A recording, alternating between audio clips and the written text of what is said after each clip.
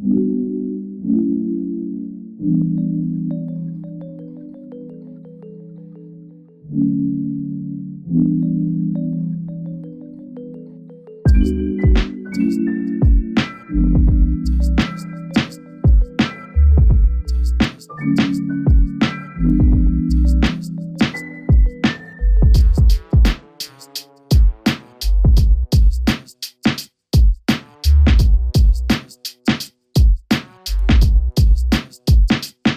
everybody, welcome to Fish Out of Water, Holy Rod Studios podcast, coming at you from our very own producer and head of content, Saskia de Borgraus' lovely apartment. So thank you, Saskia, for having us. We're still on pause. We're still unable to access our studio, but we were very fortunate to have access to our equipment and decided that now is a good time as ever to get back to sharing the incredible voices of our community and continue doing the work that we have committed over the long term, despite so many incredibly challenging things that are in our everyday experience, especially as New Yorkers. So without further ado, I would like to introduce our guest today, or actually better yet, I'll have him introduce himself. Hi, everybody. My name is Andrew Freiband. I am the founder and director of the Artists Literacies Institute. And I'm really excited to be a part of this. It's also my first virtual podcast interview. So let's try something new. Exactly. So we had the pleasure of meeting Andrew at our salon conversation at CSI, which is the Center of Social Innovation. And immediately when he had the floor, it was captivating and it was so fascinating because so much of what we do and believe in is that artists are entrepreneurs and deserve to live fully, and that art is a labor. Mm-hmm. And just because we enjoy what we do doesn't mean that we deserve to be paid less.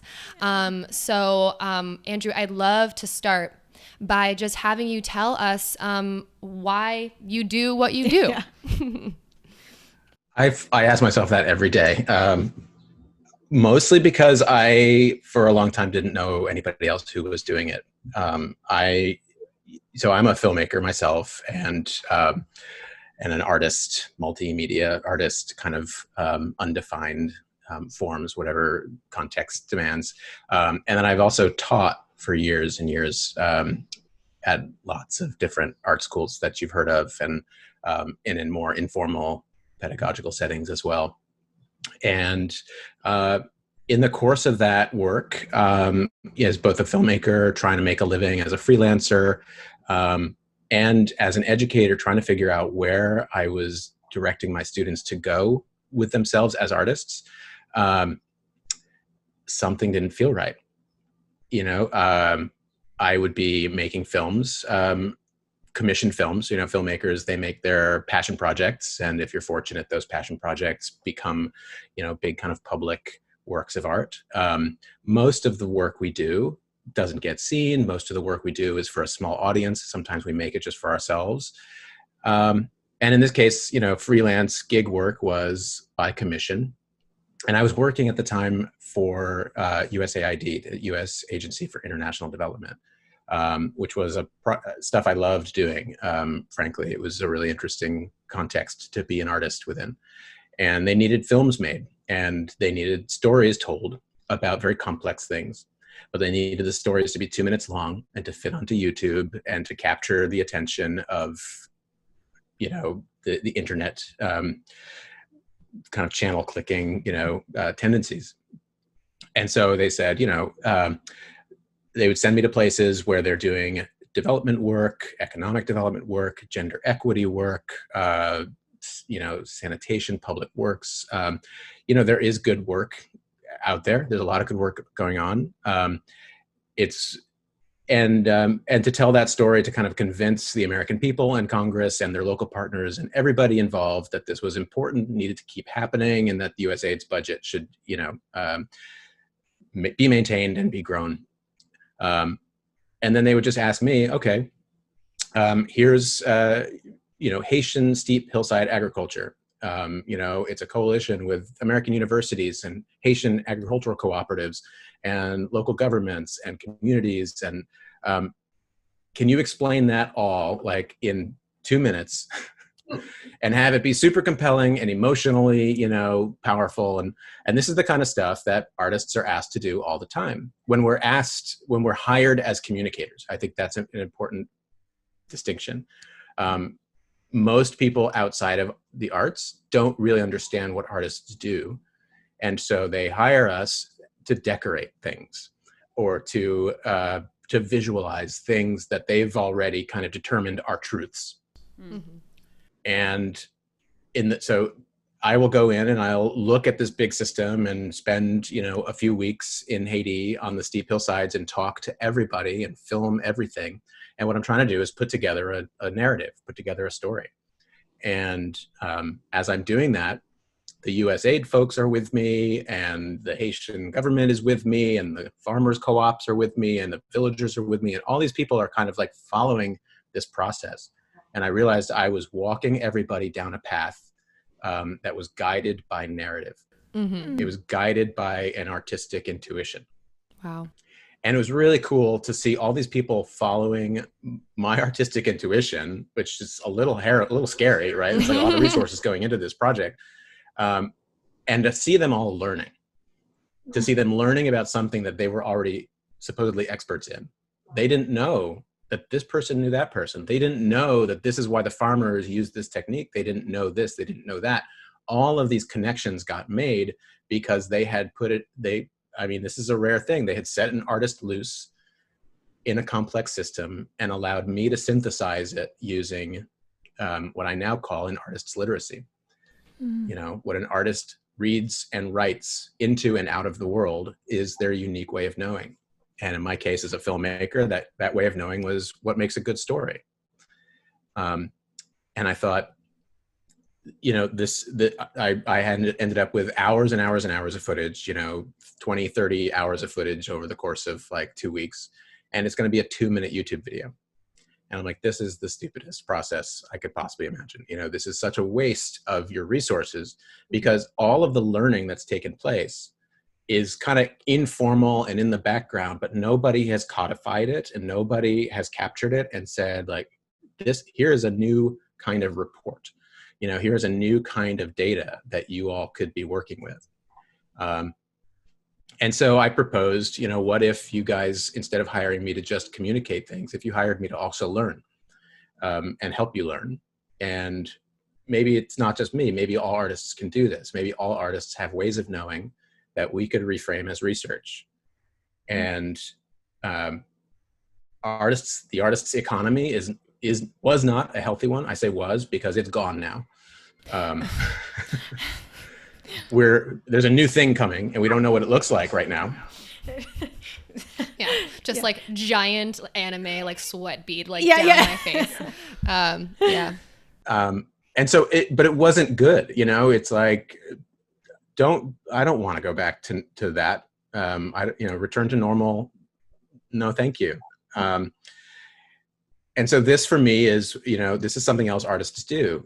If our economy is based on knowledge, if we really live in a knowledge economy, then artists are invaluable. Amen. Then I realized as a teacher, oh shit, I'm not teaching my students this.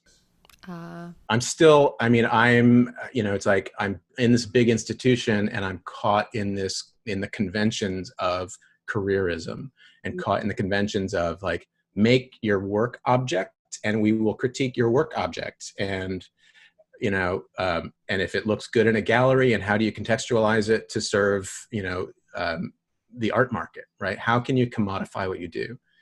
That always nagged at me. And then this finally kind of was the breaking point where I realized that if art is research, art schools should be research institutions, and they're not. And so I started one. Mm-hmm. That's how all good ideas start, though, don't they? I hope. Yeah. Hopefully. Yeah, hopefully. And it's, I've talked with a lot of other friends. And so I left formal teaching. I left this formal institution and started to talk to a lot of other people that I realized were starting new institutions and realized there was a current here. We are in a moment where this is a transformational moment, I believe.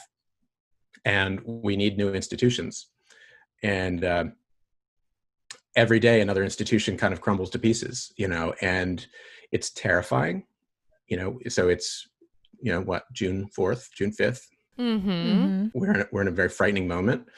Part of what's frightening about it for many people is that institutions that they once relied on and created the structure of their lives and well-being are revealing themselves as not just flawed, but the problem.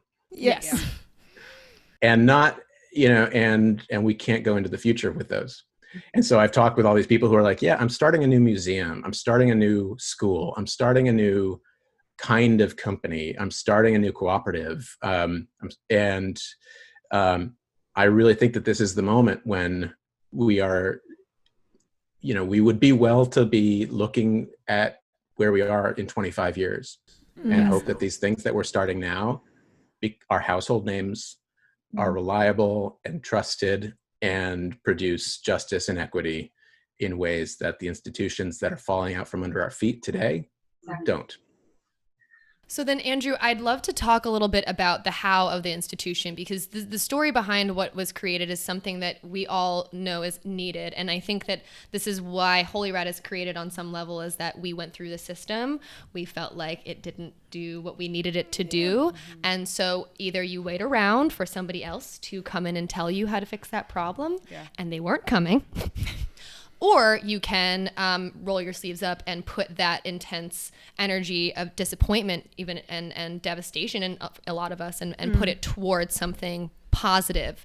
And I think that sort of Cartesian dualism that we talk about, of just manifestors of nothing into something, that is the role of the artist. And I think that we are very passionate about inviting in people who don't consider themselves creatives or artists, because their understanding of it is, again, that careerism of the artist, the capitalism of the artist, the sort of cookie-cutter Sotheby's, David Werner version of the artist. And so I'd love to just learn a little bit more about some of the core principles of the how that the Artist Literacy Institution is doing for artists, and then maybe how that informs others to be invited into the artistic process as a form of activism and change in more sort of non-creative realms, in the legal world or in the world of economics, and so on.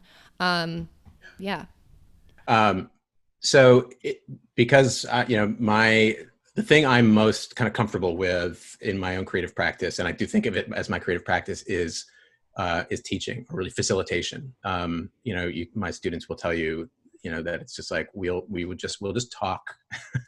It's a lot of process. It's like, we'll look at what you're working on, and we'll look at sketches, and we'll look at the process of something. And I'm really not interested in the object, the outcome, the commodity. And so I'm still doing that, but now, so the first step for me is really to create a complement to an artist's education, which is this reframing. You don't make things. You are an artist, right? You think in a unique way. You know things in a completely unique way. You study things in a completely unique way. And what we need to do is to take what is it's taught to be intuitive. This is the other thing that makes me crazy about arts education, is that art history is taught in this lone genius model of history, that it's just punctuated by the occasional brilliant white man. And then we can we can reform the canon, and we can find the occasionally brilliant woman, and we can find the occasionally brilliant person of color. And it's punctuated genius is not really how art works. It's not how human culture is produced.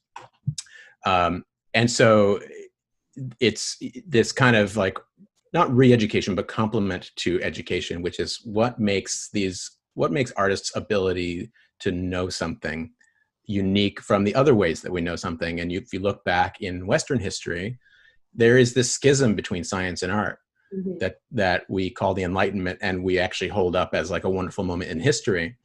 But if you look at what happened then, the science was actually quite bad. You wouldn't want to be treated by a 17th century doctor. No, thank you. It's a cool method, the empirical method, hey, what if we just looked at the world around us and experimented with it and observed the results of our experiments and learned from that. That's also what artists do. Exactly. The problem was that the observational tools and technologies of the time weren't very good. Now, that schism between art and science coincided, like it basically created these alliances. And I talk about sometimes the territoriality of the human spirit. Mm-hmm. All of our disciplines, like the way that Western society has been organized, is like there's science and there's art.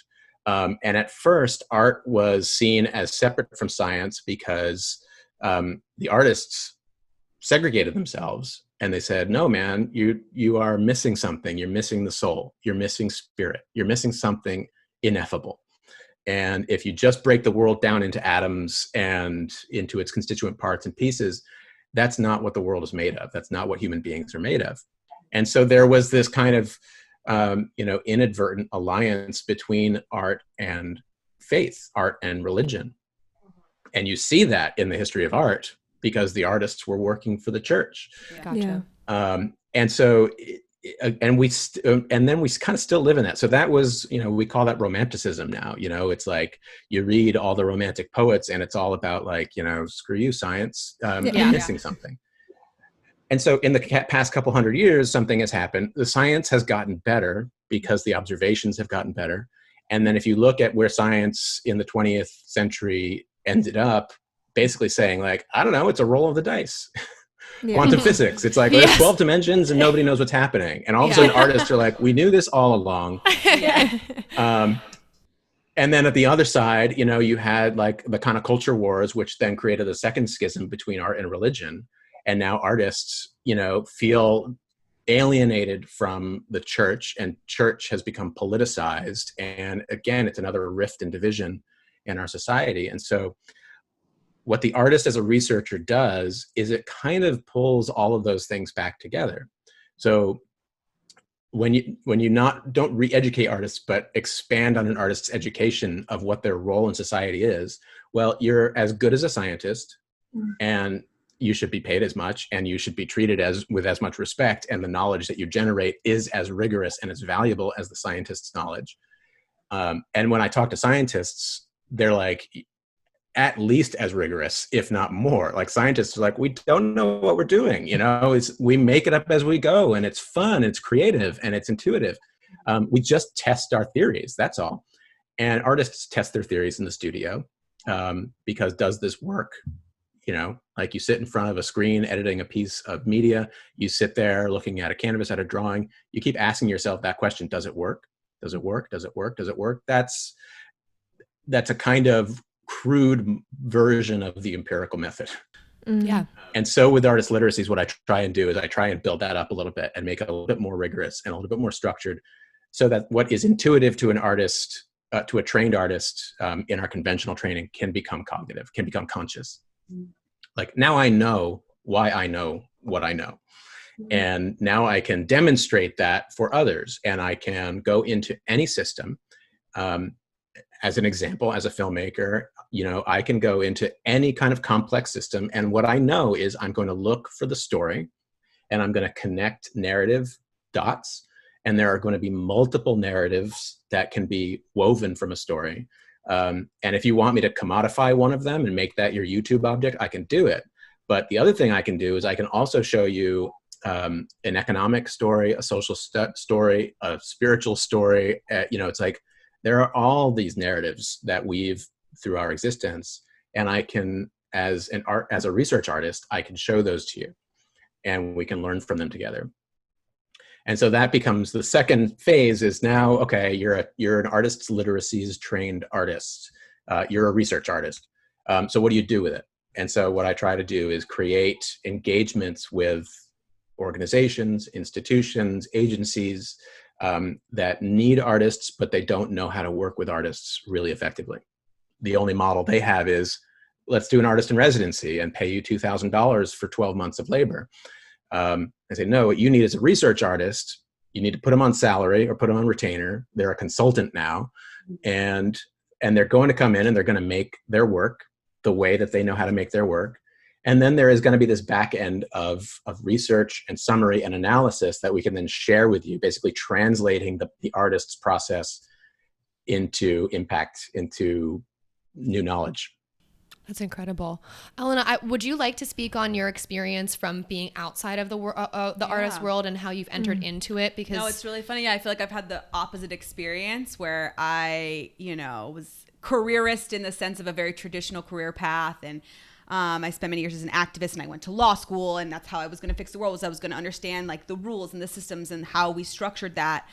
And after that hamster wheel in DC for over 5 years, I realized that my strength was really connecting these dots and these narratives and understanding through history and through case law and through rules and all these things, kind of what were the problems. And, the thing I enjoyed most was drawing the law and actually creating, I did really well in law school because I flow charted everything. I just turned all the words into pictures and into these beautiful, colorful things that were actually really fun for me to make, but nobody in the law at all cared about them unless they were studying for an exam. I could never turn that in to anything else. That's why I was always so drawn to HolyRad. And when I came to HolyRad, I actually all of a sudden flipped, and I am now use all of my background and research as an activist, as someone who's legally trained, and use it as research to help people. So I feel like I've came and realized actually that I am an artist through my research, but I came never identifying as an artist ever, because I didn't know that that's what artists do. It was always so compartmentalized. I didn't understand the creative process at all, not knowing that it was so natural to me. And that's actually naturally where my brain was like, okay, well, let's figure out this system. Let's break it down. Let's, draw it out.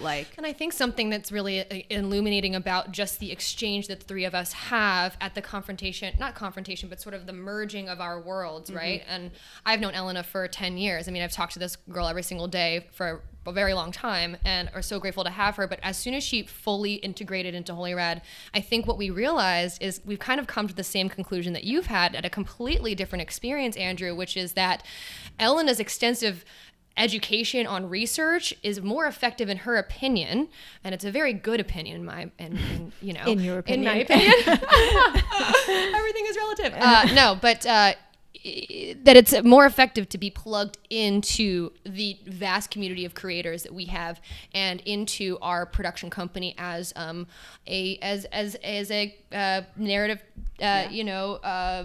process. And so what I think is interesting is that Elena's experience at the EPA or Earth Justice, like there was not like an artist plugged into those institutions, and it never even crossed their minds or Elena's mind. And she had a best friend that went to NYU and is talking about art every single day.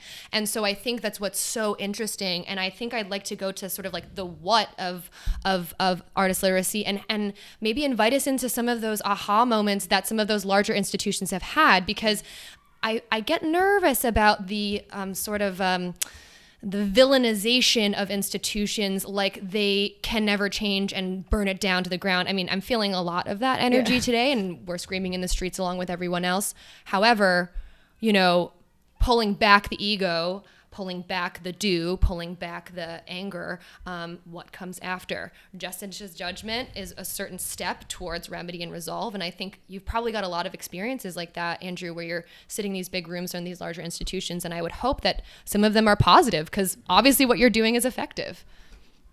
Yeah, I'm thinking of just the immediate term. And I remember, before we talked, you sent the note. We're like, what are the positive outcomes? I'm like, all right, I'm definitely going to stay positive. There's a lot going on. There's a lot of broken stuff. I have to kind of go back to a good friend of mine who is actually one of the advisors for Artist Literacies Institute.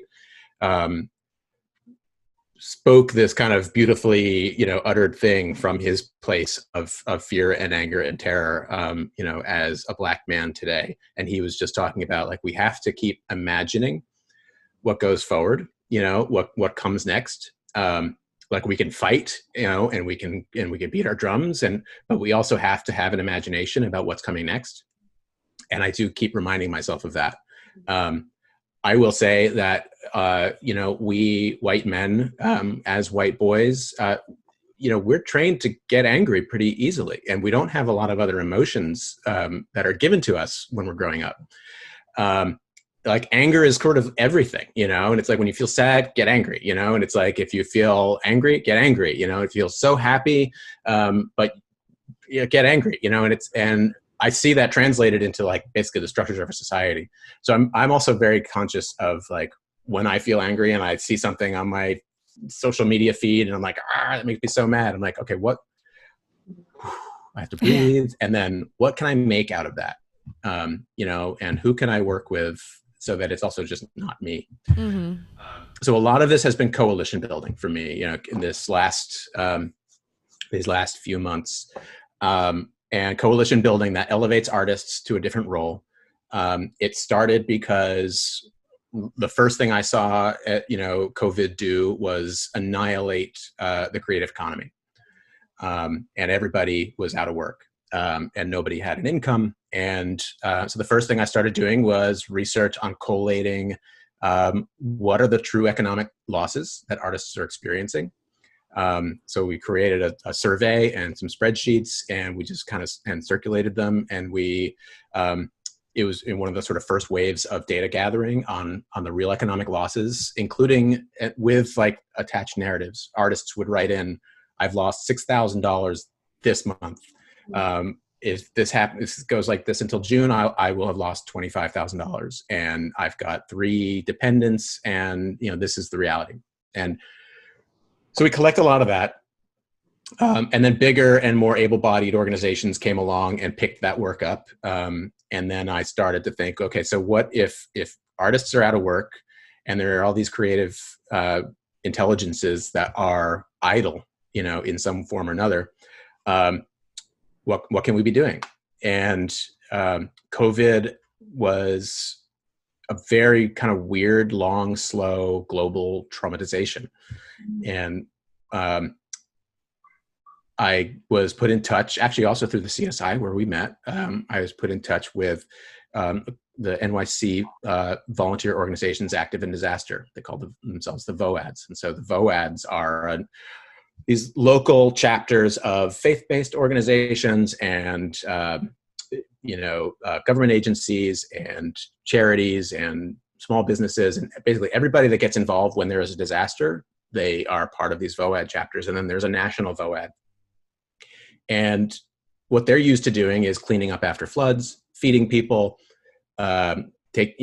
sheltering them, rebuilding, and then the disaster has been responded to, and they can move on. And so they came to me and were like, we have we have this disaster that we've never encountered before, which is nonstop, global in scale, and there's nothing to clean up, and there's nothing to rebuild. Wow. But the disaster is that everybody's locked up in their homes, experiencing monumental amounts of loss. Yes. Yeah. Mm-hmm. And we can't have funerals, and we can't have rituals, and we can't sit Shiva, and we cannot grieve the people that we're losing.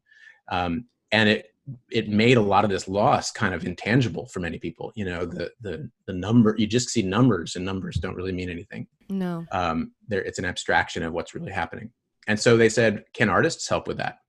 Wow. Yeah. So one of the initiatives that I've got going is a working group of artists who are kind of an advisory board for disaster relief, and we're developing tools for communal grieving that is really marrying like faith-based traditions and artistic and creative traditions, and it is art as therapy, it is art as memoriam, it is art as a chance to grieve.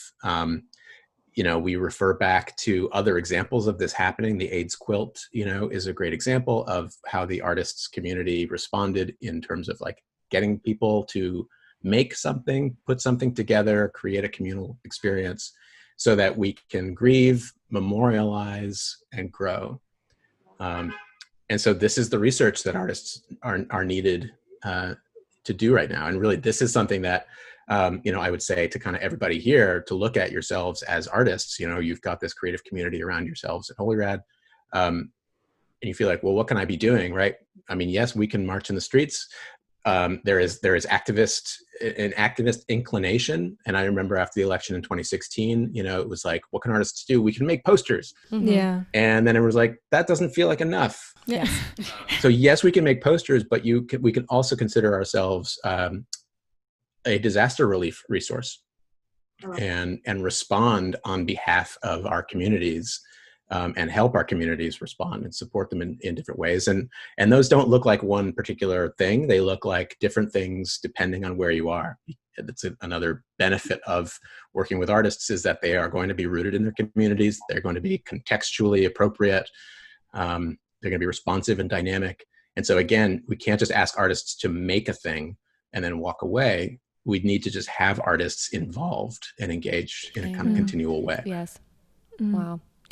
Well, I mean, I just am so excited about the work that you do, and at Holy Rad, we really look up to you individually and everything that your organization is standing by. And so I just, let's definitely, how can artists get involved? If there is a way for them to get involved, and feel the inclination to participate in the disaster relief, truly.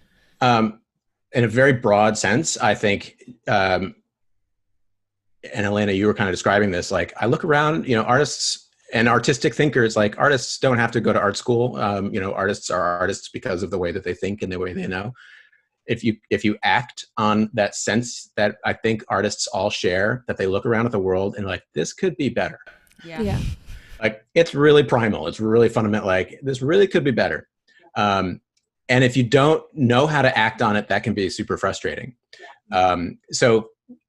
So acting on it, right, and finding ways to act on it. And that's something that I'm interested in working with artists to help them do, is that kind of vertical strategy, or horizontal strategy. Well, who do you know that can really catalyze your way of knowing?